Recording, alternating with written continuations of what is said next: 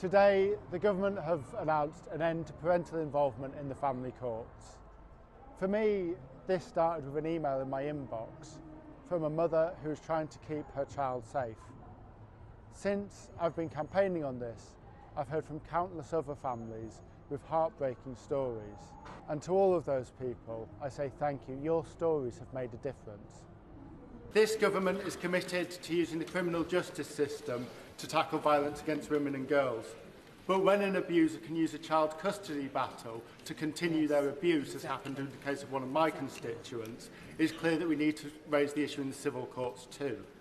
Will the Prime Minister please look at ending the absurd assumption that a domestic abuser's involvement in a child's life is advantageous to their welfare? Today, I'm pleased we can announce that we will repeal the presumption of parental involvement, putting children's safety first. I'm here with the Victims Minister, Alex Davis-Jones, who's responsible for these changes. So what we're going to do is we're going to end the presumption of parental involvement in the Children's Act. What does that mean? That's exactly right, Josh. So we are repealing the presumption of parental involvement in family court cases. Now, it sounds quite simple, but sadly what's been happening is that child safety hasn't always been placed at the first, foremost front of the minds. It's always been about presuming that contact with both parents is what's best for the child. And actually, what's best for the child is keeping that child safe.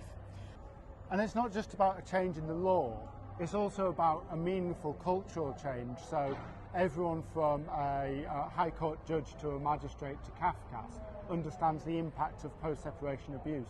How are we going to achieve that? Exactly that. So today, by sending that message, by telling them that we are repealing that presumption of contact, that we are putting children's safety front and centre, sends a big message. But also by having parliamentary champions like you. You have been a tenacious campaigner in Parliament in making sure that the Prime Minister, that I as a Minister with this portfolio, have always been pushing at this, at looking at this, about how we can keep women and children safe in the family court so that no one has to suffer at the hands of abuse. 67 children have died with an abusive parent where abuse was known to happen. But more than that, countless parents have gone through the trauma of leaving their children with a parent when they know it's not safe. That ends now.